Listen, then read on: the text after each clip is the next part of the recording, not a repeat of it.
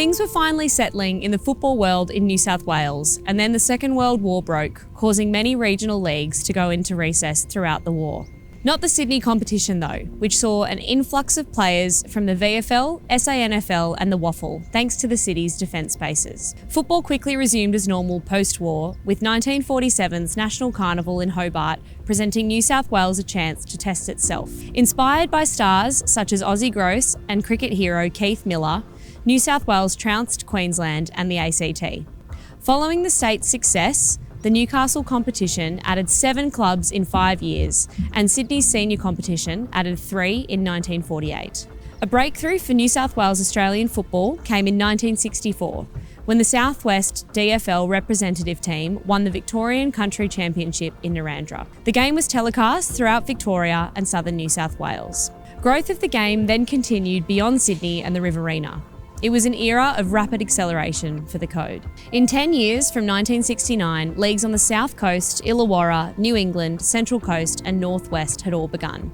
But it was 1982 that had the biggest impact on football in New South Wales to date: the arrival of the Sydney Swans. The Swans were based in Melbourne in '82, but officially moved to Sydney the following year. It was tough going in the early days. Success was difficult to come by on and off the field. The Swans briefly flourished in the mid-80s, making 2 final series thanks to its legendary coach, Tom Hafey, and a handful of stars including Greg Williams, Gerard Healy and Warwick Capper.